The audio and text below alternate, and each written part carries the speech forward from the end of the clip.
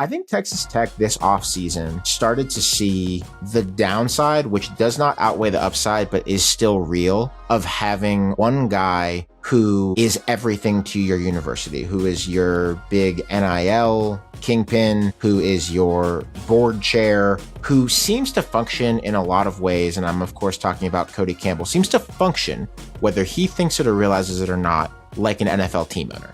Thank you, Lee. Thank you, Richard Johnson. Thank you, Split Zone Duo listeners. I'm Alex Kirshner, and it is still conference preview season here for 2026. Today, we've got Rosebud Thorn. That's one thing we like, one thing we're kind of intrigued by, one thing we don't really like about every team in the Big 12 Conference. How you feeling about this league, Richard? You went to Big 12 Media Days. Yeah, I think it's interesting. I think I asked you the question, is the bottom of this league better than the bottom of the ACC? And I think when we went through it, I think the bottom of this league is better than the bottom of the ACC, or at least has a little bit more upside potential, or maybe I'm just a little bit more interested in it. Who do we think is the very bottom of this league? West Virginia, UCF, Colorado. Is that better than Syracuse, Boston College types? Yeah, probably. But maybe we'll revisit. Yeah.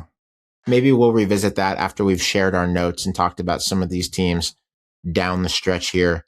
We go in reverse standings order when we can for these previews, which means I'm starting, Richard, with the Texas Tech Red Raiders. Moratorium. I am going to say, I would say $50 in the swear jar anytime you bring up Brendan Sorsby's name in this team preview. I think that's fair. My thorn has to do with that situation, but is not exactly that situation. And then if we're lucky, this will be the last time that we ever talk about it. I think Texas Tech this offseason started to see the downside, which does not outweigh the upside, but is still real, of having one guy who is everything to your university, who is your big NIL kingpin, who is your board chair, who seems to function in a lot of ways, and I'm, of course, talking about Cody Campbell, seems to function, whether he thinks it or realizes it or not, like an NFL team owner.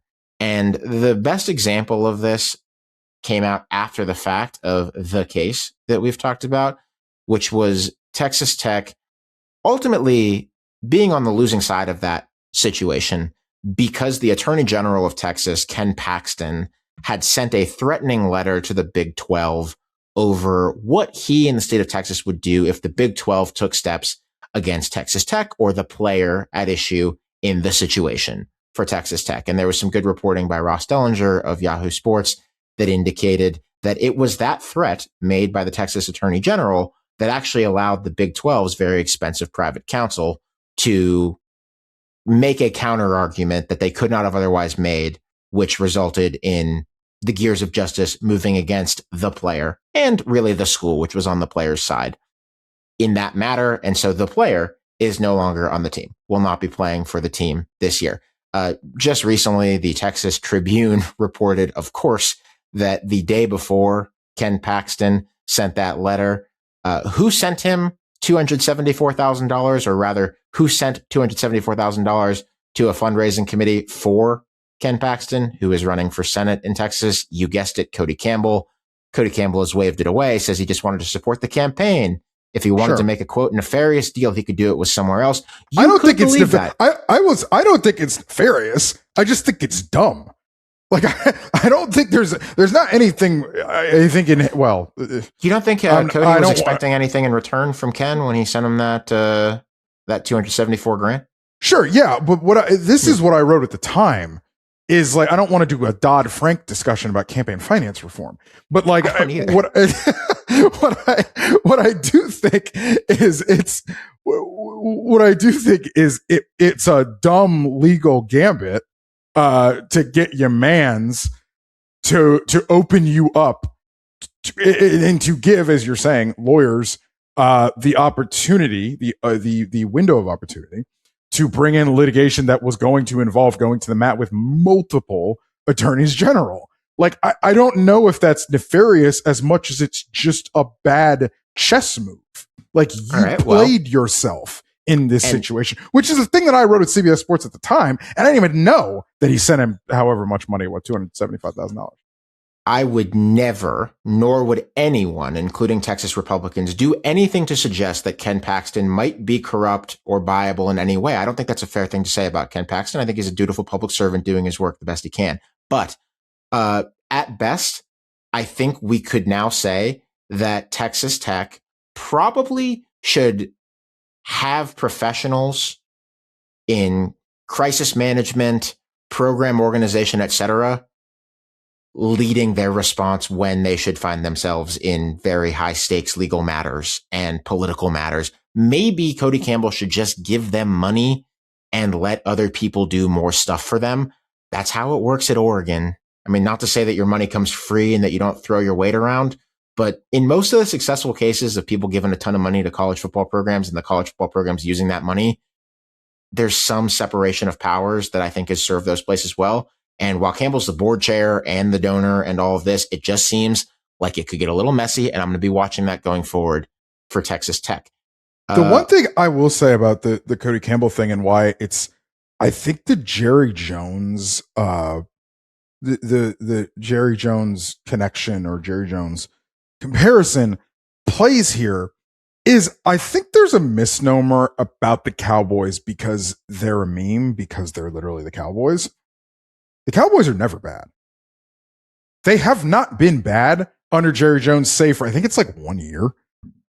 Like really like bottom out bad, at least in recent times. Now they've had some 8-8s, and like the NFC East will get you to the playoffs with 8-8, as we have seen. But the Cowboys draft really well. They develop really well. Dak Prescott, Tony Romo, obviously the shining examples of that. But, and look, Micah Parsons trade notwithstanding, for the most part, the football with Jerry has been, I don't want to say what you want because you're a Cowboys fan, you want to win a goddamn Super Bowl. But like, from a football perspective, Jerry Jones, your billionaire loudmouth owner, can more or less find talent. And Cody Campbell, we've said it on the show before, has more or less found talent, which is why, and this is the question, what's the thorn in this entire situation now that we're a month clear of it? In your opinion, what's the 2026 on-field thorn from this? Well, it goes into my butt. I think they have a slight downgrade at quarterback from what they otherwise would have had, but it's also a butt. I disagree with that, by the way. I'm curious in what way. I'll explain my point. I think Brendan Sorsby was a solid college quarterback. I know there's a reason why I just said his name, but there's a reason why Texas Tech paid that money. There's a reason why NFL teams were maybe going to be interested in him in the supplemental draft before the league decided not to hold one. But also, I mean, we've covered the sport for his entire career. I wasn't before this going, oh my God, Texas Tech needs Brendan Sorsby to be really good this year. Well, Alex, Will Hammond Texas Tech wasn't an injury is complicating though. Yeah, Texas Tech wasn't saying that either. If Will Hammond doesn't tear his ACL, they don't add Brendan Sorsby. That's a fact. Yeah. I think they add something like Kirk Francis, which is the other quarterback in the room, who is a Tulsa transfer and who is your backup veteran and was not going to push to be a starter. But if Hammond doesn't tear his ACL, you don't add Sorsby, you don't do any of this. But in November or in January, when you're going to assemble your roster, you don't know that this guy's going to return from a knee injury ahead of schedule. You don't know if your mobile quarterback is going to be able to figure it out. I think it's fair for them to have gone out and added a bona fide starter and say, Will, don't rush yourself back. If we need you, which is sort of how it was last year. Will Hammond, heir apparent, and look, now it seems like he will be cleared by the end of August to go and schedule game. They don't need him. They will need him week 3 when Houston comes a calling, but they don't need him in the beginning of the season. They don't need him to be ready to rock week 1 or week 2. They play Oregon State and I believe Abilene Christian in the early part of that schedule. Correct. Real heads will remember Abilene Christian actually scared them to within an inch of their lives a couple years ago, but that was a different Texas Tech. Yeah, they ain't doing that. They ain't doing that this year. It was. So Will Hammond was really good when we saw him last year. He was actually better than Baron Morton in the game against Utah when he came in relief. I don't think that you debase and disgrace yourselves in public the way that they did over the other player if you didn't think he was really worth having and improving your chances to win a national championship. But I think this is still a good, interesting young quarterback the health thing is the health thing, but it's the definition of a bud. It could be really good for them, and I'm curious to see how it goes. My rose is that from a roster building standpoint, they took the right lessons from last season. Yes, they paid for the quarterback who didn't wind up playing, but they really built this thing once again through the lines. It was so successful last year, famously. This year, they're trying to do it again, and they don't have a David Bailey falling into their laps. Nobody that good, but still really good. Miami University's Adam Trick, San Diego State's Trey White are in at the edges. Mateen Ibaragba from Wake Forest, Bryce Butler from Washington at defensive tackle. Funny enough, neither of them might even be the best defensive tackle on the team because they've got AJ Holmes, who came in last year from Houston and was second team all Big 12 when they also had Lee Hunter. They like to have 2 to 3 really good defensive tackles at a time. That's good business. Yeah, same. They also have a 5-star true freshman edge, LaDamian Guyton, in the building now. They're getting a little bit more into the high school recruiting business. So they saw how it worked last year. They said, we'll have another with the lines. And it's gonna mean a very high floor again, because as you say, it's a blocking and tackling sport, and they're going to be good at those things. Yeah, I mean, this team will be judged by, can you win the Big 12 again, and how do you look when you get to college football playoff? It's just, and I think that's fair. And they not exceeded expectation, they met expectation last year as far as we were concerned. And I expect them to do it again.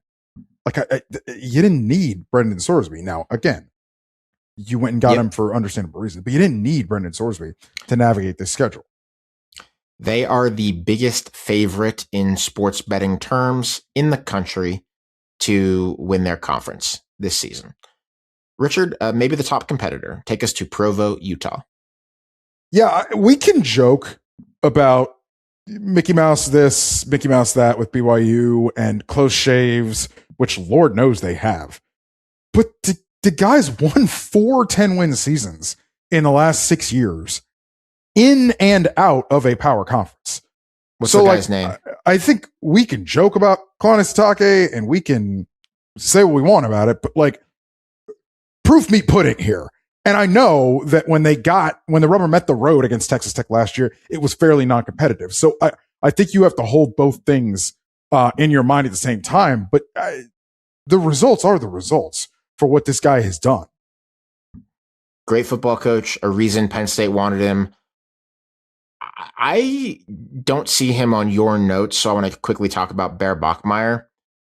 I think as the season... I'm kind of... That's the one, and you know this. With Bear Bachmeier, I'm kind of like, all right.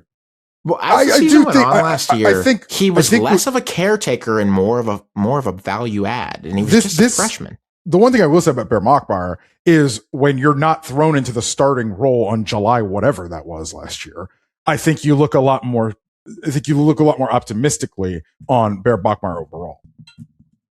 I'm pretty up on him right now. I think he's good, and I think he will have a good career and looked more like a serious guy as last season went along. Richard, Budwise, the linebackers there have been so good in recent years. They might have another one. Yeah, Cade Olave, will be good. All ACC linebacker last year at Cal. That's going to work. I think that's one of the ones that you sort of look at and you're like, all right, yep, I'm in. Very, very intriguing wide receiver that they have as well in JoJo Phillips. Potential for a breakout this year, I think, for him. I remains to be seen a little bit, but I think potential breakout for him on offense. And I think, especially because they are not going to get Parker Kingston, who was expelled from the school after a felony charge that's happened earlier this offseason. Bringing a tight end. It had sounded for a moment like he might be back. The charge was dismissed, but he is not on the team. Bringing a tight end, Walker Lyons, as well from USC, who I think is going to give you a little bit of production. So Ryder Lyons, the thorn here. I actually didn't realize this, and you look at it and you're like, no shit. But Ryder Lyons is on a mission, so he's not going to be the heir apparent starter this year because that's how BYU gets it done. And Jay Hill, a defensive coordinator, is gone from the staff. He went with Cal Whittingham to, I believe, Michigan. So you got a little bit of chop and change, but just you kind of have to say you bet on Kalani Sitake's program, Kalani Sitake's continuity, and Kalani Sitake's coaching bona fides, I should say, to keep BYU at or near the top of this Big 12. Let's stay in state. Let's go to Salt Lake. The Utah Utes. I'm going to start with the bud. What is Morgan Scalley's identity going to be in this job? I don't know a lot about him. Here's the list of things that I know. The first thing that I've really heard about him was in 2020. I know that 13 years ago or so, he texted a racial slur and got in trouble for it later in 2020, which nobody talks about anymore, but still happened and is an unusual resume line for a head coach. He actually got the head coach in waiting thing stripped from him at the time and then got it back. Number two, I know they still thought enough of him to give him that designation back. I know, in fact, number three, that they thought so much of him that they politely nudged Kyle Whittingham, arguably their best coach ever, not arguably, to the doorway after naming Scalley again coach in waiting, pushed out Kyle Whittingham, pretty great football coach for him. This is not a program that seems to me to be run by unintelligent people. So I am wondering what they see in this guy. I'm asking that in a non-loaded way. I'm assuming there's something. He did run some good defenses there. What I mean, needless to say, Kyle helped with that. I'm not being unfair. I'm literally asking, what is his modus operandi going to be like? What is his thing that they have been so eager to retain him as coach in waiting, to put him in this chair? He talked to Big 12 Media Days about that he wants to improve their quarterback development. They haven't had a guy drafted since Alex Smith. I'm not trying to be mean about it. I'm really just asking, like, what is the thing? I think you're being a little obtuse about defensive coordinator, longtime defensive coordinator, program guy who has led a great defense year over year over year and embodies your program id, taking this thing over for the older coach who, as you said, you pretty much nudged out. Like, it's just not that deep. Okay. The defenses at Utah have been the defenses at Utah. If it was that, then that's that. Sure. Totally fair. There's just not much of anything to look for as far as like deeper meaning to all this. I mean, they did the thing many a college football program has done before and will do again. Yeah. He was talking at Big 12 Media Days about how he'd like to get a quarterback drafted. They're acutely aware that they haven't had one since Alex Smith in 2005. And that's interesting. It dovetails to my rose, which is good quarterback room, I think. Devin Dampier, who I think now has 2 years of eligibility left because of the 5-year change, is proven. And Bird Ficklin played in 12 games last year and was really good. Left-hander, did what they asked him to do. Not throwing the ball very much, threw the ball less than 3 times a game, but they used him in the not even battering ram way, but in the quarterback run game, designed quarterback run game, often on the edges. He was very effective doing that. My thorn for this year specifically, there's a lot of them, actually. You could do a general Michigan exodus thing here and pick on a lot of different players who left. John Henry Daly, the edge rusher, JJ Buchanan, mini breakout as a receiver, tight end flex, Smith Snowden, who I know you love, cornerback. Those guys all play for Michigan, and a lot of the staff coach for Michigan now. But I want to focus on one position group particularly, which is not even really part of the Michigan story. It is judgment day for the Utah offensive line. These dudes were dominant last year. Whittingham said it was the best offensive line he ever had. They played that way against everybody except Texas Tech. 5 all Big 12 players, 2 of them first-round NFL tackles, Spencer Fano and Caleb Lomu. All of them gone. Whittingham gone. Line coach Jim Harding gone with him at Michigan. I don't know if I've ever seen one position group in a 1-year period, other than just picking one great quarterback, lose as much as Utah is losing on the offensive line this year. It's insane. We've never seen this before. At this level of offensive line, just all gone at once. Have we? I don't know, but at this level, no. Nothing jumps to mind. I'm sure there's one of them, but it's brutal to deal with this on a 1-year turnaround. And it also presents fair questions about Dampier and Ficklin, who are both promising guys in different ways, but they're not really conventional drop back guys who stand in there. You know, like they're guys who run downhill and really, really benefited from playing behind those dudes that Oregon had on the offense, or Oregon, that Utah had on the offensive line. It just is a question of what the regression will look like. How big will it be? It has to be. It's not like they're just sitting by and doing nothing, by the way. Of course, they're not. Their right tackle is coming over from the FCS champs, Montana State. That's Cedric Jefferson. They have a 5-star true freshman, one of their biggest recruits ever, Kelvin Obo, who might play left tackle. My guess is that some of the Utah line development is in the walls. It's in the recruiting footprint. It might not even depend on a specific coaching staff, but this is just so daunting. And also, by the way, they lost all 4 starting defensive linemen. It's a lot. And I am expecting them to underperform the record that they ultimately got to last year. I think it feels like it has to be a little bit of a step back because of what they're losing on the lines. If not, Scally should probably be coach of the year in the Big 12. From underperform to a team that I think might overperform, quite frankly, or at least did last year. Houston. I think they have an A&M-ish dynamic at quarterback, where if Connor Wegman goes down for whatever reason, as a guy who can move a little bit and maybe could get himself into trouble here, and there you've got Keyshawn Henderson, who you're probably not ready to start right now, but 5-star player coming in right now, and hopefully sitting on the bench, sit down and learn. So, and I think even Wegman has said, like, this kid is crazy good. So Houston, maybe I'm a year early on this, but your friend and mine, Mekhi Hughes, returns to the Willie Fritz program. He went to Oregon from Tulane. We thought he was going to be really good. Was not a factor for Oregon, left the program. And is now with Fritz at Houston. Bringing Amari Thomas back, I think, for Houston is massive. I think you're losing some players on that roster. You're losing some players on that roster for pass catchers, especially Tanner Kozol, who is on the Jags right now, and is a player who was really a change agent for you last year. But bringing Amari Thomas back is big. And I think if you're going to have Wegman, if you're going to depend on Wegman, you're going to depend on Hughes running the ball and thinking that we can just reinsert him into our thing and get the best version out of him. And I don't want to say pivoting the offense, because Dean Connors was good for them as a running back last year.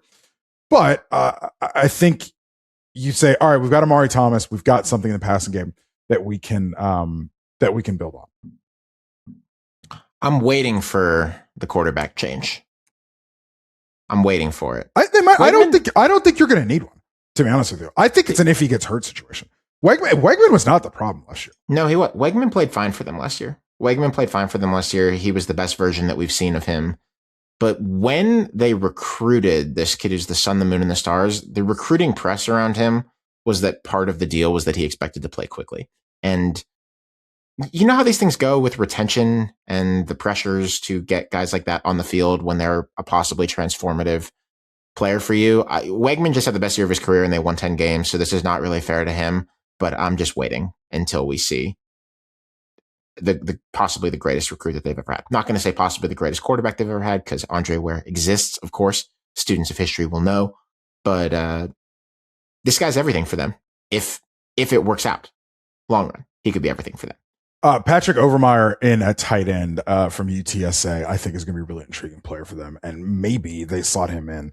I don't think he's going to be like for like with what they lost at tight end, but maybe give you enough. And if you pair that with Amari Thomas, you have something in the passing game. The thorn here, though, however, is a pretty hewn out front seven, which is tough. I thought their defense was going to be pretty tough, pretty bad after Shillwood's left for Texas Tech, right? Yes. He left for Texas Tech. But Houston's defense was able to kind of hold their water. I mean, they were not, they weren't 2021 Georgia, but they're pretty good last year. We have Arizona up next here. Arizona last year was an upstart, surprisingly good, 9-3 plus a bowl loss, and probably should have been 10-2 with a great win over BYU that they frittered away late. My Rose defense should be really good again. They seemingly hit a home run coordinator hire with Danny Gonzalez there, and they have some serious losses to contend with. Tre'Davious Stukes, the cornerback, was a second-round pick among a secondary that has 5 guys currently on NFL rosters from Arizona. That's quite an export of talent at one position for a program like this. 4 of them got drafted. They still have an all Big 12 corner back in the fold in Javion Cole and seem to have something going developmentally at that position that makes you think that the back end of the defense will be sure-handed, or will be stout. I say sure-handed, that's an interception term. I think the front will be good. Trey Smith is a really good hybrid player who came with Brent Brennan a couple of years back from San Jose State. He was good in 24. He got hurt last year, but he's back. He's a captain for them. They have Maze Pesse, who's a defensive tackle, who was as a true freshman, very promising for them, plugging up the run. Tay Brown, off-ball linebacker, was third-team All-League. He's back. He's an athlete, very rangy type of player. So they got major losses, especially at defensive back, but they just seem pretty good at this. We talked on the preview last year about how Brennan seemed to be gearing up for a real identity shift after Tetero McMillan moved on to the NFL to become a program that, won games primarily by keeping you off the board. And it is in progress. I think that's happening.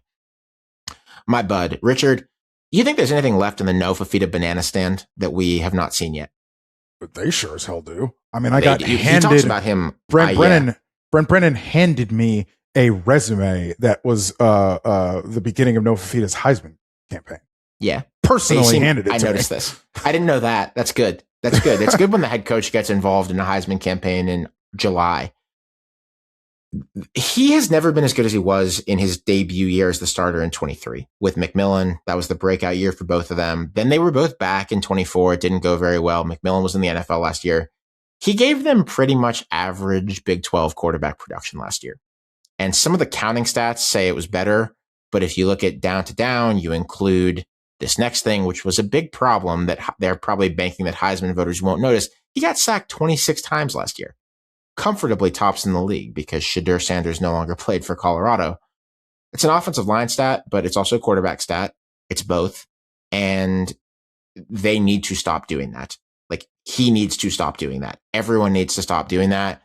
The wideout group that he has this year is a little unproven, but it's interesting. They got a guy, Trey Spivey, who had, get this, 23 catches last year, but 7 touchdowns.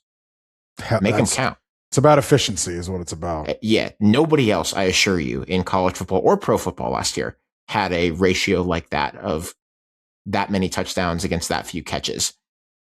My thorn, 2 things. Offensive line, and Fafita's getting the ball out of his hands, continues to be an issue. And the losses from the line include the one all-conference guy on that line. So I'm worried about the protection and the ability to get the run game going with this offensive line. I think that could be a recurring issue. Also, they got a bad schedule break, which in the Big 12 and ACC especially, in all the leagues now, the powers, but especially these two, it really matters. They got at BYU, at Texas Tech, they got Utah, they got at Kansas State, they got Arizona State, all on here. That's tough. And that is why this probably is a 4 to 6 win team instead of a 6 to 8 win team, just as we look at it right now. They were also way better on defense last year than I think I kind of realized and give them credit for, which I say in one breath, which is when I also tell you that Deshaun McKnight, who had like 12 tackles for loss for the defensive tackle position, now plays for the Tampa Bay Buccaneers. Yes, that's a good point. Thank you for adding that. I should have mentioned that. I think Brennan has earned some faith after last year that didn't have last year, but it could get a little rough around the edges because of the offensive line and the schedule. One thing that is not rough around the edges is the desert mark with the cactus, that Arizona logo that you can get on a sweatshirt from our friends at Home Field. I remember talking about this with Jacob Bucher, a friend of ours who works at Home Field a couple months ago. There's certain logo marks, Richard, that just never miss, that just anybody could wear them. You could put them on anything and you would think, wow, the University of Arizona, Tucson, looks like the coolest place in the world. The Arizona desert mark with the cactus is a top 5 logo in all of college sports. It's one of the greatest. Now, don't get jealous, everyone, if you're not an Arizona fan. Your logos are great too. And the Home Field promise is that when they put your logos on sweatshirts, t-shirts, joggers, hats, what have you, they're going to put a lot of thought, a lot of care into it because they know that these shirts are going to be bought, these pants are going to be bought, these sweatshirts are going to be bought by people who really care. And so if they're not made by people who care, who honor that level of commitment, they're not going to be good. This is why Homefield at homefieldapparel.com is in my opinion, complete standout, best in the business of collegiate apparel. Thank you very much to our longtime partners at homefieldapparel.com. Seriously, the cactus is amazing. Speaking of cacti, see what I did? Arizona State. The Sun Devils, I do love Amari Miller as a transfer wide receiver. If we're going to bud anything on this, Sorry, Colorado. We both like Kenny Dillingham, obviously. And I just don't really know how he's going to do it again. Then why did he stay? Well, he stayed because I think he felt that the program was leveling up in the way that it needed to. Now, I don't know that they necessarily did that immediately with this roster, but I do think in a medium term, I think he can see that, all right, we're leveling up. We're going to continue to kind of stair step our contributions. I don't know if he got his $25 million whale donor that he went out and sought, but I'm sure they got a couple donors in the boat to give big amounts and help them out. I just really do not like this quarterback situation. I mean, Cutter Boley comes in from Kentucky, who I think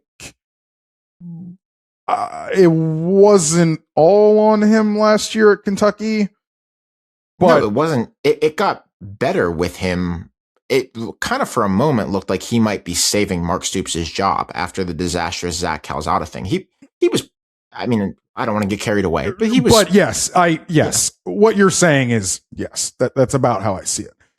It's about how I see it as well. However, that guy is an interception. Like again, not all his fault. I get that, but that's also in there. So there's that, or there's Mikey Keene, which what? Yeah, still doing it. Still doing it. That's right, a long time college football career. Yes. And obviously, your best running back is not here in Riley Brown, who now plays at Texas. However, they bring in a 1,200-yard rusher in Marquise Gills from an FCS, which, okay, all right. You went and you took FCS production.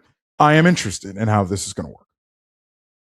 Mikey Keene was at UCF in 2021 and 2022. Incredible. He was at Fresno State in 2023 and 24. He was at Michigan last year, right? Yes. So 2021. So that's 1, 2, 3, 4, 5. So, I mean, it's only 6 years only. Which in this economy. I will also say, like, this defense is too gutted for me to. This is when I talk about, like, all right, maybe not immediately are you seeing the whatever you needed to see from a resource perspective, because it's a brand new defense, and I don't think Arizona State should be turning over the defense year in, year out. Sometimes that's the game. I get it, but if you're, I'm not arguing with you, but I'm just saying, kind of thinking out loud here. If you're trying to be this a Big 12 contender year in and year out, you got to try to build something year over year. Also, this is an open question. I'm going to look this up live. There's no way Jeff Sims is still on this team. There's just no way. No, come on. No way. No. No, come on. He is not. Although there is no chance, dude. No, he is not. No, he's a Giants. Yes. He actually is switching positions at Giants minicamp. That is where Jeff Sims is. Great story last year, though, when Sam Levitt was hurt. The way that he came in at the end of last season and had a legacy game for them, played pretty well for a few weeks for them, was cool. And I think very worthy of respect. The Raleek Brown thing does suck, huh? Him being at Texas. That's tough. That stinks. I like a 1,200-yard FCS guy. That's cool. That's cool to replace, but it does feel like this has come up a lot in preview season this year. It's just like this team's like best or second or third best player just plays for Texas now. You can say this about a lot of teams. You can say this about NC State. You can say this about Auburn. You can say this about Pitt. You can say this about Arizona State. There's probably more. We haven't done the SEC yet. Championship or bust. Maybe something's got to be done about Texas. Championship or Better bust win, in Austin. better win, Steve. Better win, because this is at least the fourth team we've encountered that I can think of already that their best player plays for you now. So better do something with it. Or not their, he wasn't their best player, but one of their best players. Yes. Malik Brown. Iowa State. Disclaimer. Guess what we're doing here, Richard? We are, drum roll. Turn it over the whole We are goddamn just roster. guessing. Yeah. We are guessing. Jimmy Rogers in, Matt Campbell out. A lot of their good players out with Matt Campbell to Penn State. They have 13 returning starts, according to the Bill Connolly calculation, though they are importing 110 other starts from the portal. Reminder about Jimmy Rogers. He was very successful at South Dakota State. He spent a year at Washington State, left in a huff when Matt Campbell went to Penn State. Rose is that this was an encouraging offseason arc as much as it could be with the guesswork implied for the defense. They went at Washington State last year from the 90s to the 30s in defensive SP plus in his 1 year there, Jimmy Rogers, and he is bringing the coordinator, Jesse Bobbitt, and 12 guys from that defense. The two big names here, Richard, you already mentioned one of them when we were doing the Pac-12 preview. Isaac Terrell was really good at Wazoo, and Malachi Taase plays for Iowa State now, coming with Rogers. My bud is the quarterback, Jalen Raynor. Jalen Raynor has been starting for parts of 3 years, 2 full ones for Arkansas State. His numbers are more fine than great, but first impressions really matter, and he kind of turned that program around when it looked a couple years ago like Butch Jones was about to get fired, if you remember those days. He's played in 4 power conference games and got dump trucked in 3 of them. Funny enough, the exception was against Iowa State last year when he played solidly against what was then the number 14 team in the land, and they lost 24-16.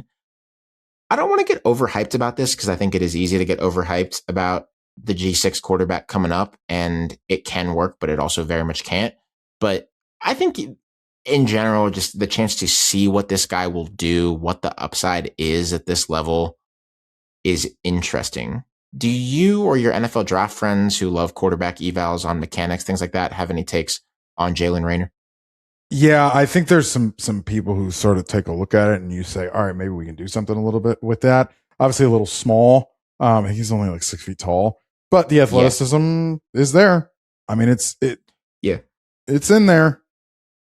He's a little bit similar to Rocco Becht, actually, stature wise. Like not big people, neither of them. Becht, of course, the quarterback of the last few seasons. My thorn is that if you were going to be elevating a quarterback from the Sun Belt to the Big 12 and hoping to get good results, you probably would not have wanted your old coach to take your 5 best receivers and tight ends with him to Penn State. Those being generally all conference guys. That wouldn't be the best. So you're not putting him into the most proven or stable environment of weapons. And yeah, those guys are at Penn State. Remember those good tight ends who were doing all that work for Iowa State last year, good wide receivers. They're just not here anymore. And so Jalen Raynor has to figure this out on the fly with a new group, and probably in year 1, a lesser group than they had at those positions last year. That's tough. Yeah, I think that Iowa State. Also Jamie Pollard's retiring, by the way, at Iowa State as well. Yes, just a whole lot of new day at Iowa State. I don't think anybody's deluded enough to think this is going to be Atwater instant. I don't think it can be at Iowa State for a lot of different reasons. You just have to hope that by the end of the season, you are seeing part of the developmental build for the program that you are going to have to be. Yep. It's not exactly year 0, but it's very much a year 1. And I think just you're hoping for some concept to be demonstrated. Kansas State, Richard, speaking of new head coaches. Kansas State. I think that Kansas State is interesting because I don't think what I think is under the radar with Chris Kleiman is I'm not sure Kansas State was ready to meet the moment in as far as rev share NIL stuff. I don't know if we've really talked about this, but I tend to think that Kansas State was hoping that their culture would win out. And I actually thought that was a decent bet with Kleiman. And it just didn't end up working out. Kleiman, I don't know if they called it a retirement or maybe a step aside or whatever it was. when he left at the end of the season. I think that Kansas State, obviously, as we also know, was probably going to miss out on Colin Klein if they hadn't have moved when they did, because Colin Klein was going somewhere last year, I would imagine, if it wasn't Kansas State. So they went and did that. They went and got general manager Trey Scott, who was with the Raiders for some years, and brings in your NFL GM plaudits. He was actually Klein's backup at Kansas State. They know each other, and they go way back. So how they're building it for the medium term, Avery Johnson is back, quarterback, which I thought he's another guy who, God, he has been in my zeitgeist for so long as a quarterback. So Avery Johnson comes back. You know the deal with him. If he doesn't turn the ball over, all right, it's kind of interesting. You know he can move, yada, yada, yada. You know what it is with Avery Johnson. The schedule's good. No Texas Tech, no BYU, no Utah. It's good for them. It's a manageable schedule, you mean? Yeah. By it's good, you kind of mean it's bad. Yes, by good, I mean bad. Okay. And for if you're going to be Kansas State year one, I think that's about what you want. They get a Belichick overseas in week 1 when they go to, I think it's the Ireland game, I believe. Yes. Is this the second year in a row they've played the Ireland game? Yep. Okay. All right. Well, they love starting the season over in Ireland. Congratulations. But I got to catch you now. I'm noticing this. Sorry, but I'm noticing this in real time. You're mixing up purple teams. It's TCU that is playing North Carolina in Dublin. Oh, yeah. Okay. All right. Thank you. Sorry. My fault for not catching it. Yeah, that's we the also second half of that series. They're going to Dublin. Yes, we are also talking about TCU next on our list. Excuse me. Joe Jackson actually was proof positive of the former Ohio State skill position player that you can get something out of. Had a truckload of yards for them last year as an offensive player, offensive contributor, and you're hoping that you get that again for him.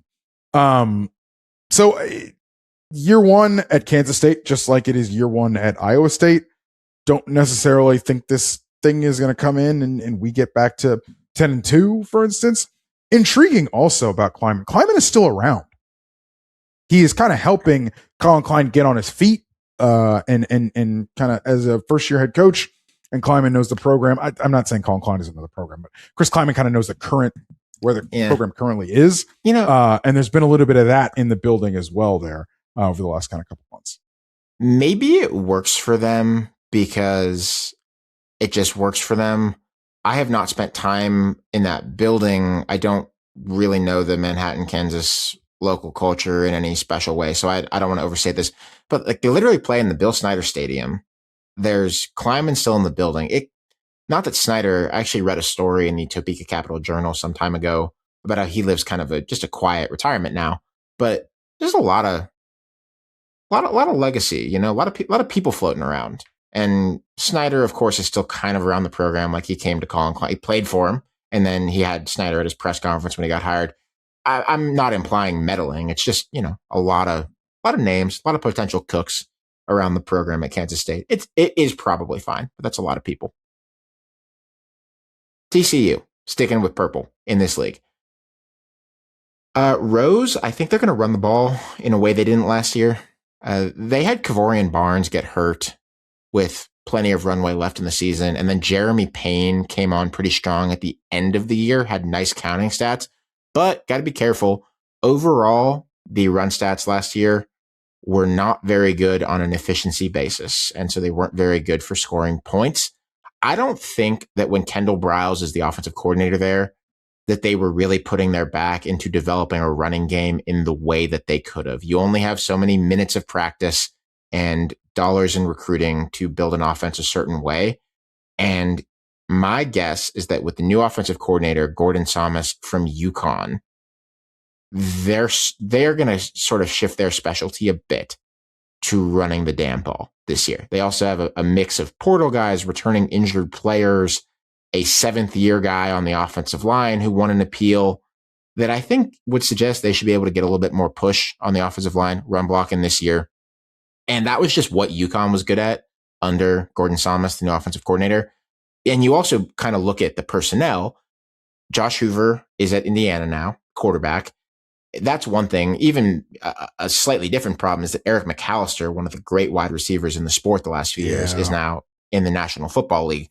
So I think this has to be a more running-based TCU team. It just seems unlikely that they would be able to play the same way, or that they would want to play the same way that they have in the past. And I say that knowing who their head coach is and knowing what tree, the air raid tree, Mike Leach's tree, Sonny Dykes comes from. That will be a bit of a change, but I think they're going in that direction.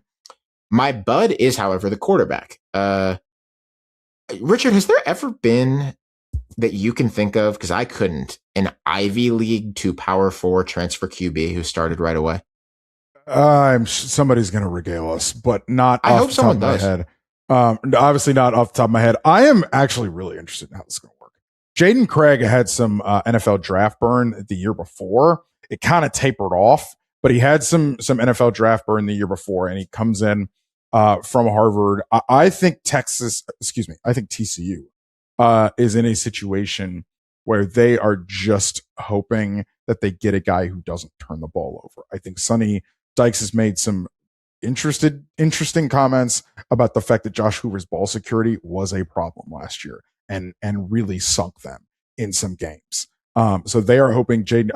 I'm not really trying to do like a full on game manager thing with Jaden Craig, but like, dude, 25-7. Don't turn the ball over. Yeah, he didn't throw him he did not throw him really at Harvard. 25-7 touchdowns picks, which is good. Yeah, it's just a please don't turn the ball over, dude. Yeah. This dude also is, I think he's the kind of player which will surprise nobody because he comes from Harvard, who you're also hoping is a culture guy, leader, captain.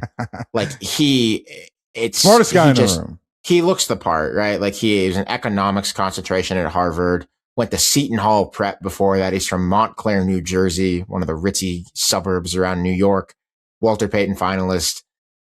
Everyone says he's just an amazing leader and guy. I think they're hoping for culture, hoping for, needless to say, quick picking up of the playbook. I think part of that quick pickup is I think Samus is going to bring some. It's funny because like Browse is doing some of the same stuff. Like I think you're going to look and you say Samus, offensive line coach by trade, they're going to be smashy. But like there were things that UConn did on offense that were easy buttons for Joe Fagnano. And I think when you had a guy who didn't have any arm strength, which Joe Fagnano didn't, you did some things screen wise and short area stuff that really helped that offense out in the passing game. They had Skylar Bell, though. Yes. And you did some of that stuff just because that's the air raid.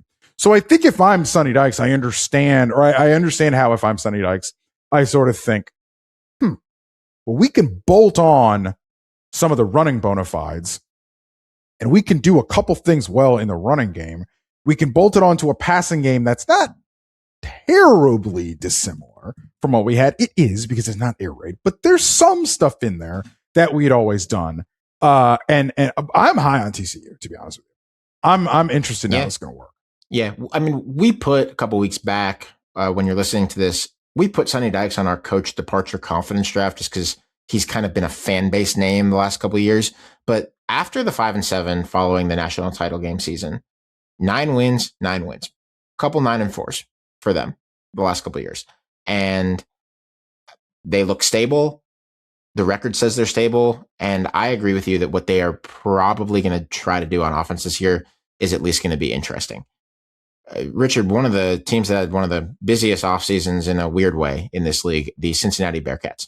Oh, excuse me. I forgot my thorn for TCU. A below average defense last year, regressed in Andy Avalos' second season as coordinator. You don't like regression in your second year. Bunch of the good players are gone. Bud Clark, the safety, iconic player for them, finally gone. Couple of very athletic linebackers. Finally gone. It's so funny. Yes. He'd been there forever. He'd been there for a long time, yeah. He was on the title TCU title playoff team. Yeah. Yeah. Couple of very good linebackers drafted into the NFL. They need several breakouts from several different position groups. Might get them, but I'm not banking on them winning slugfests this year. Take us to Cincinnati. Cincinnati, a team that absolutely nothing happened for in the offseason, as we know. The Rose, weirdly enough, now I don't know if it's going to be a long-term Rose for them, but the Rose is, at least in the immediacy, dodging the Brendan Sorsby bullet. If that was a thing that was always coming, you did find your way around it. Now, again, you may not find your way around it in the medium term, but you do at least for this season. Yeah. Just to be clear about that, where are we on that? Because it was obviously used as a whataboutist point by Texas Tech fans and such while that was all going on. And why was that the case? Why was people focusing on Texas Tech? Well, it's because you put out the active fire before you investigate previous fires. Obviously, let's not play stupid. But what is the deal with Cincinnati in that? As far as like an investigation, is that? Well, I don't know if it's a formal investigation, but the NCAA did send them an inquiry letter. Obviously, Cincinnati's not talking about it. We don't comment on pending and blah blah blah blah blah. So the NCAA is looking into it. I don't know if full on investigation is the way to say it, but looking into is probably the way to term it. So, check back here later when the NCAA either announces a full on investigation or not. Fair enough. So for this year, they dodge it, except there is, Richard, a question I have, which is who's going to play quarterback? Because Brendan Sorsby was the guy. He is no longer. Yeah, I think when you look at it with Cincinnati, they have the bud is this dude, Cade Wolford, who comes in from Kent State, who I think is going to give them some explosion in the passing game. He had 19 catches, which you're like, that's kind of weird. Then you see 509 yards, and you're like, pay me in large bills, please. What do we got there? So they're doing, you might remember this name at quarterback, J.C. French, Georgia Southern. Yes. And or Liam O'Brien from Penn is coming in here. Yeah. So maybe J.C. French gives you what you want. Maybe. It isn't great for them at that position right now. It requires some unforeseen development, which maybe. Big job on Scott Satterfield's hands. Defensively, they no longer have the Godfather, Dante Corleone. Yeah, that's tough. They're switching the vibes on defense, and I think that's more or less fine. They were not getting at the quarterback at all.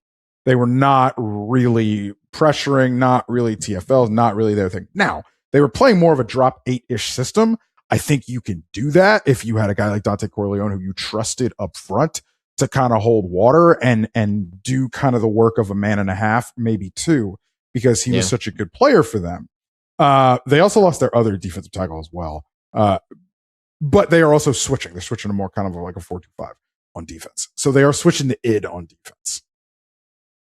You mentioned Wolford from Kent State. They also have JV Gibson from Oklahoma. I mentioned him a couple years ago. He was an FCS transfer up to Oklahoma who had been like interesting and was thought like he could be a guy who would help turn around the Brent Venables tenure there, which, sort of wound up happening anyway. He's here now. And the thing that I know about him is that he's a complete burner, just has like incredible speed, really keeps it moving. Hold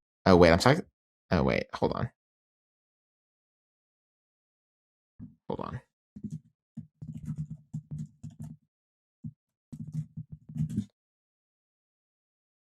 It's a different player. It's J. That's hilarious. Jaden and JB. Sorry. 3, 2, 1.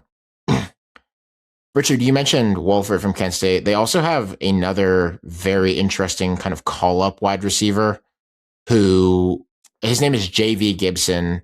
He had put up big numbers at a couple of different Arkansas smaller schools. Like he played at Arkansas at Monticello. He played at Arkansas Pine Bluff.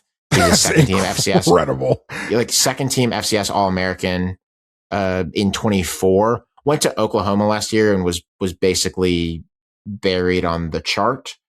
Had 18 catches, so he was playing a little bit, but just was behind people. He is now here at Cincinnati. They have to do a lot at the skill position department because one of their like seminal players under Satterfield, Joe Royer, the tight end, who did a lot for them blocking and catching the last 2 years, is gone. He plays for the Browns now. They need wideouts to be game breakers this year. They have a couple interesting candidates to be that for whoever winds up throwing the ball. So I'm intrigued by that. I'm also intrigued, Richard, as always, by our partners at Nokian Tires, who are entering their 5th season as a sponsor of Split Zone Duo.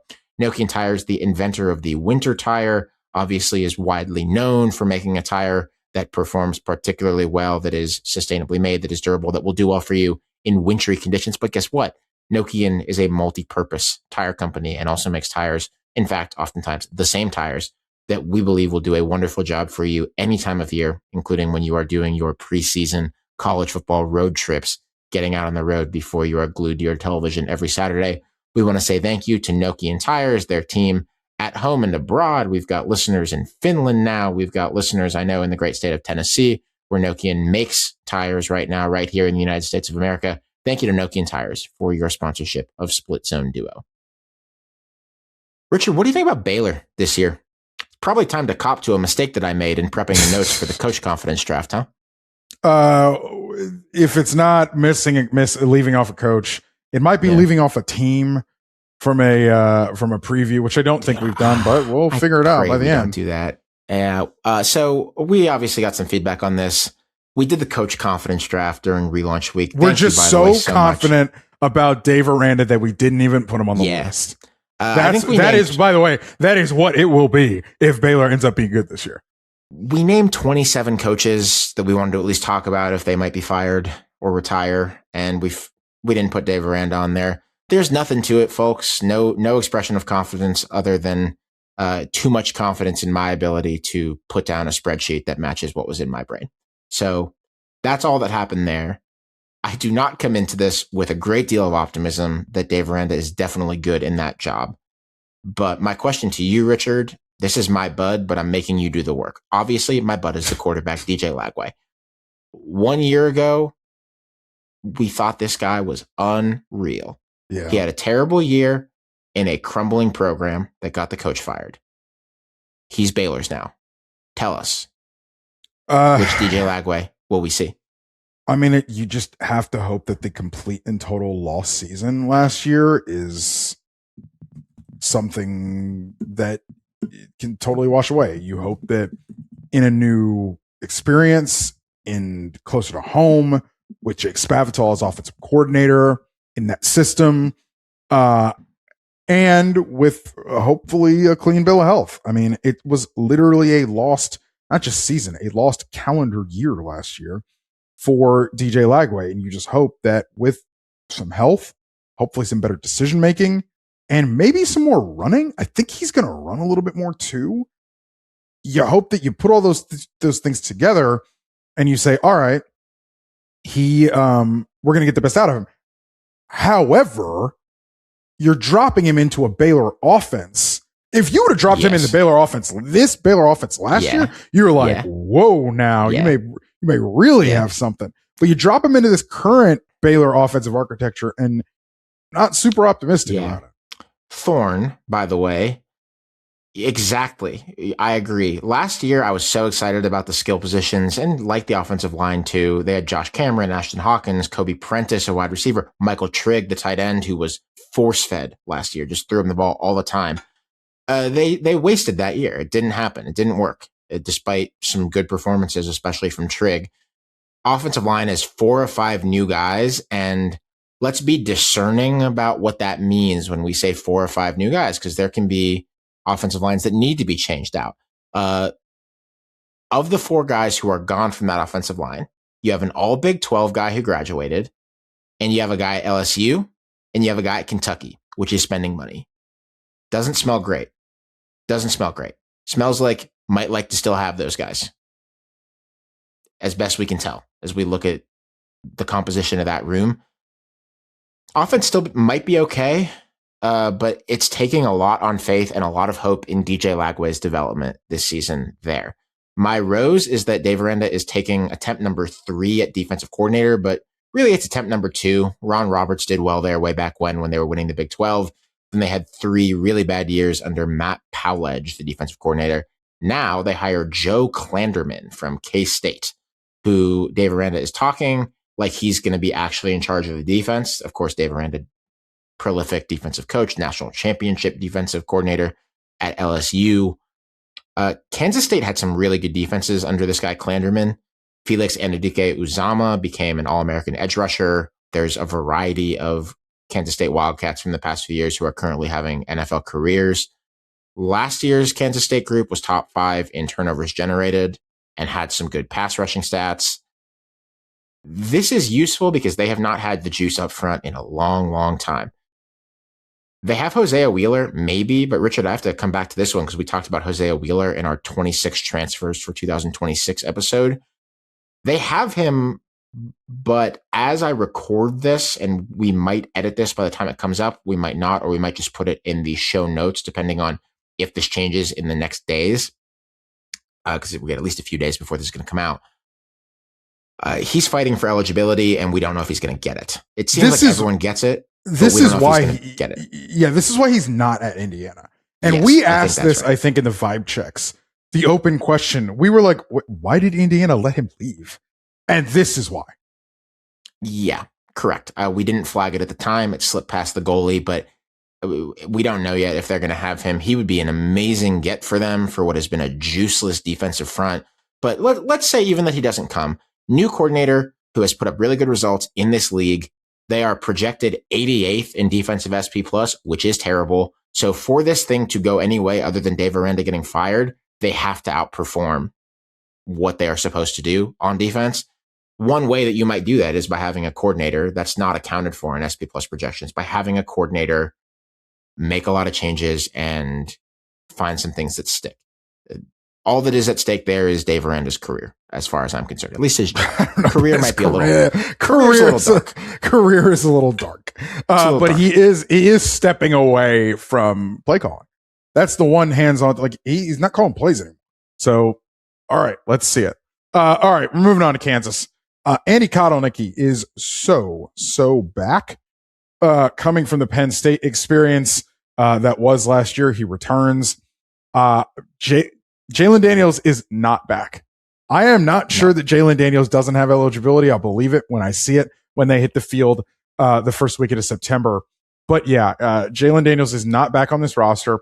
Cole Ballard and Isaiah Marshall will battle it out at quarterback. They brought in a Chase Jenkins from Rice as well. One thing that I actually hadn't realized that Lance Leipold actually mentioned to me in front of the program, Shante Raja, is Jalen Daniels actually never had a full spring because of all of his kind of injury issues, and I hadn't realized that. So these guys have actually played, funny enough. They're not real games, but these guys actually have some sort of experience and chemistry with the offense. Now, granted, new/old offensive coordinator coming back, but you would imagine that Kansas is going to do the thing that Kansas has to do to win games, which is come in and be weird. So maybe you'll see all three quarterbacks. Man, I don't know. Yeah. Nick the Kansas Jayhawks taught us that it was okay to be weird. Yeah. Nick McMillan, a Buffalo transfer, almost got over 1,000 yards last year at running back. So it's a lot of new parts that are coming in for this team, and we'll see how it goes on offense. I would imagine that they're going to throw it in the stew and see what comes out. And I think that's fine if you're Kansas. Leroy Harris on defense is my bud. He is edge rusher for them, who's a contributor. He comes back. Not a lot else on defense comes back. One thing that I'm a little down on here, well, there's a lot that I'm down on, and the repeated inability to beat Kansas State. They even threw back in losing to Missouri last year when that came back. One concern is that they actually did have one part of this team that I really liked was the explosive element on offense. They were pretty good at that. They had one of the more frequent explosive play rates. I've got it at about 80th percentile nationally, about a 13% explosive play rate last year. That's very good.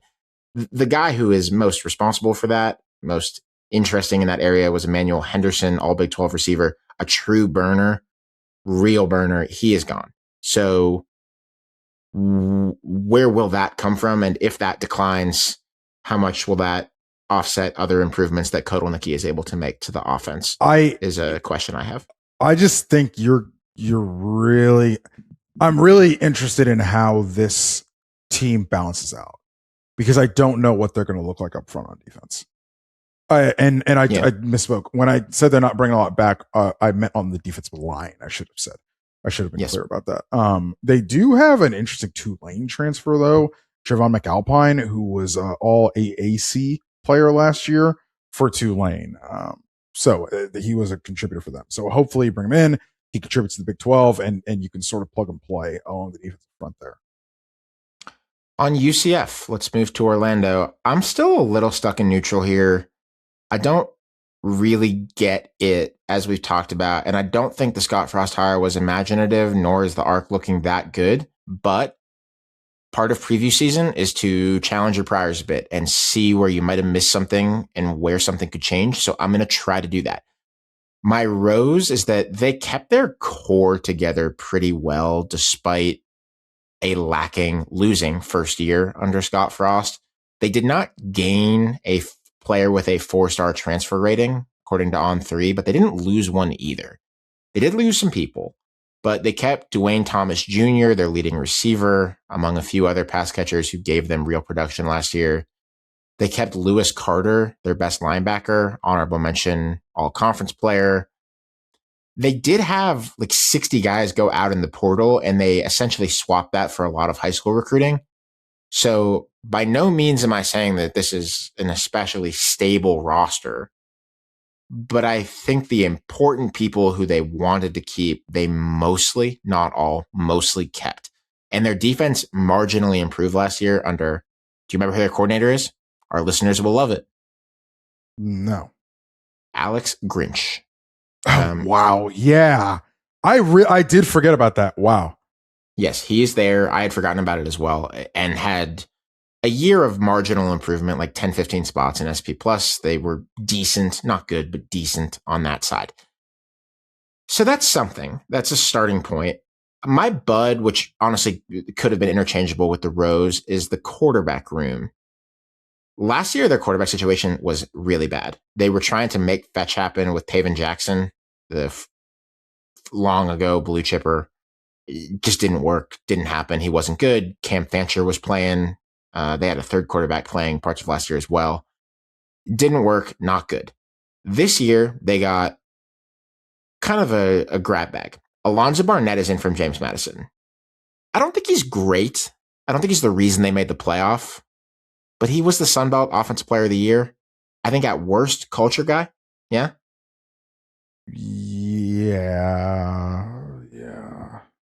Yeah. At worst, culture guy. They got Keon Jenkins from FIU as the backup, ostensibly. He was FIU's best quarterback in a while, which, I know, but he was a solid G6 quarterback last year, among the better quarterbacks in Conference USA. And he's a legit dual threat who will run and who will make a few really exciting plays carrying the football. He's a backup, but they also signed their highest rated quarterback recruit ever out of high school. Rocco Marriott, top 25 quarterback, 4 stars on the 24/7 Sports Composite. Marriott like the hotel, by the way. Marriott like the hotel, pronounced like the hotel. I always pronounce the hotel Marriott, even though I know it's wrong. That is what?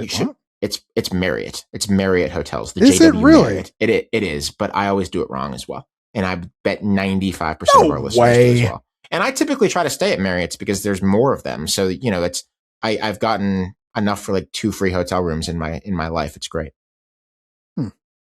Yeah, there's nothing that makes you feel better than a free night in a Courtyard than when you're able to book it on points. So they have 3 quarterbacks here who are in different ways and on different timelines and for different roles interesting. That does not mean that will convey this year to having some of the better passing offense in the Big 12, but I can look at this and say, interesting, maybe something there. And I wasn't saying that last year. You can go and check the tape.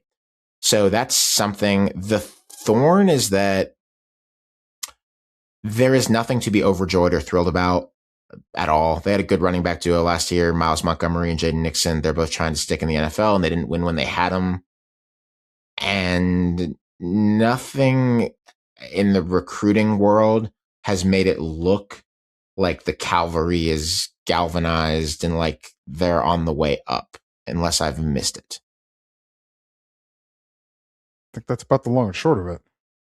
For your friends at UCF, I also have a general, I don't really know what you're playing at situation there with UCF.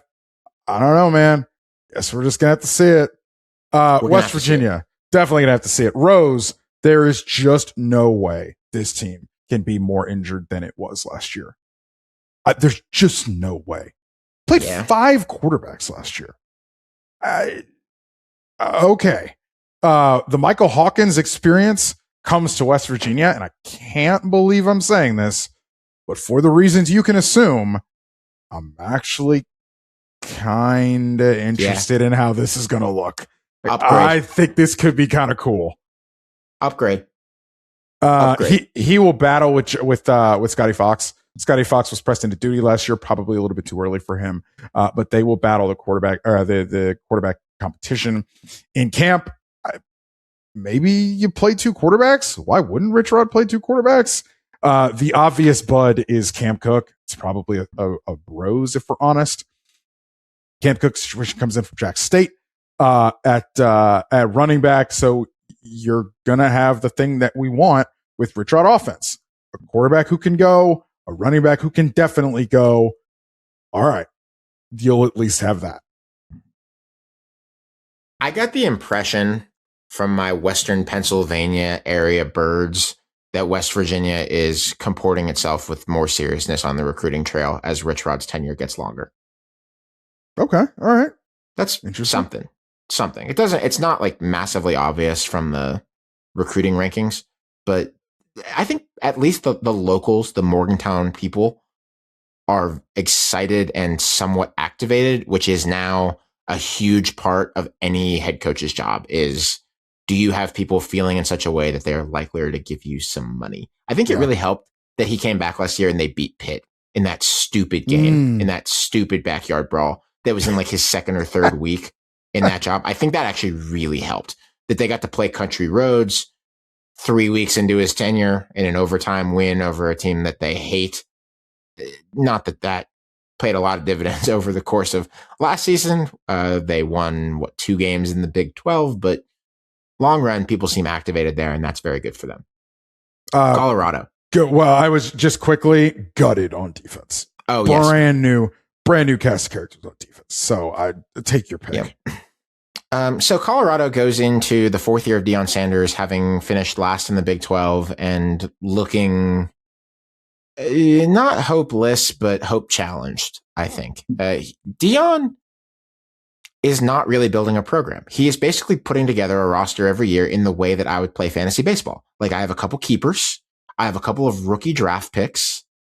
I enjoy putting together my lineup week to week. And that's how I do it. And I think that's kind of just what it is now at Colorado. New offensive coordinator, Brennan Marion. New defensive coordinator, Chris Marv. Marion comes over after a year as the head coach at Sac State. Marv is an internal promotion after the last coordinator went to an NFL job. Do you think that I should try to do this preview in a way that's different than just reading off a transfer portal list? I mean, kind of, because what I think Colorado has in a couple different spots is interesting. I think you do obviously have to start with Deion himself. I think Deion is he's telling everybody that he's more himself this year. I think he is pretty openly copping to the fact that, and this is understandable, the cancer situation that he had last year took a lot out of him. I mean, he's away from this team for months on end last offseason. It seems like he's beaten that and is past that. And we're thankful for that, obviously, that he's in good health. But it seems like he's kind of admitting that he was a diminished version of himself last year and that he's back to the old self, and that you're hoping that pays dividends. Where exactly? I'm not so sure. They have an interesting situation with Julian Lewis at quarterback because I think they are very clearly taking the pressure off of him. I've never heard a coach say, I don't need my quarterback to be the leader of the team, which is what Deion has said about Julian Lewis. Now, Julian Lewis has not turned 19 until September. So that is something. Remember, he reclassified to be on Colorado's team. So there's something to that. But that's part of the deal here. You're hoping, I think, if you're a Colorado person, that the combination of a go-go offense, which hopefully can help mask some of your deficiencies along the offensive line by funky looks, funky formations, motion, shifts, etc. Different personnel looks than you may get week in and week out in college football. You're hoping like that's the upside on offense. Brennan runs a different offense. There's going to be 2 running backs a lot is one thing that you should expect. They will a lot of formation into the boundary, a lot of things that make Colorado something of a change agent week in and week out. I do, though, have a very open question. At what point in time do we get a more public, significant schism in dyed-in-the-wool Colorado people and Deion people? And I think it's if you pull another 4-8-ish season. We have done an episode about this before. It was our Dead Letters Colorado episode that you can probably scroll back in this podcast feed and find. Colorado under Bill McCartney had a Deion-like figure. I think the comps are, we all know the differences. There are many. But Colorado's best coach ever also very much like tried to mold the program in his image and personality. I wouldn't necessarily call it a cult of personality, but really tried to mold the program in a personality-based image. Let's just put it that way. And it worked because he won. And I think that Deion came in, and even in the first year, just by giving them that first month, even though they had a bad year, I think really did some audience capture with Colorado fans. And I think when they won, was it 9 games or whatever? Like, I don't know that there's a huge schism, even like. I don't know that there is yet. Go 3-9 again, and I think there will be. Yeah. I think Colorado fans have been thrilled to be along for the ride, but if he goes 3-9 again, there's some good news on that front. I'll finish on Lewis. He's my bud. He needs to not take a lot of sacks. Last year, his best game, the one that Colorado fans will talk about, where he put up a bunch of yards and didn't throw any picks, was against West Virginia. But then you look and he took 7 sacks and they scored 22 points. Sacks are bad. They're the hidden. You heard it here first. Let me tell you, there is not another football podcast that will give you that in-depth analysis. I'll tell you that right now. Sacks are bad. Everyone else is too afraid. They're too afraid to say it, but we're willing to say it. And you have to bring it up with Colorado because Deion is just attempting to build a program without ever really figuring out offensive line. By the way, the one area where they did figure it out is Jordan Seaton, who's at LSU now. Working assumption until we see otherwise is the offensive line is bad. And so Julian Lewis is going to have to work around that. Brennan's going to try to help with the weird formation stuff, and maybe they will succeed. Shadur kind of made it work, really made it work for 1 year without it happening. So maybe.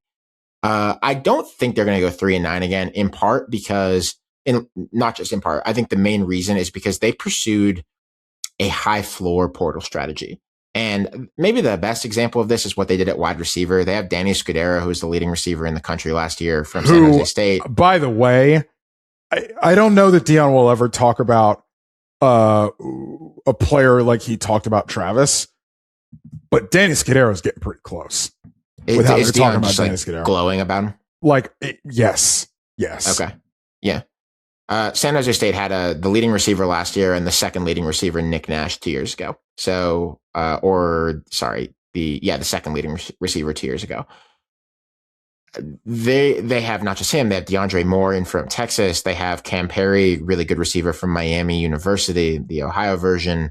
Like, they're going to have productive players at the skill positions.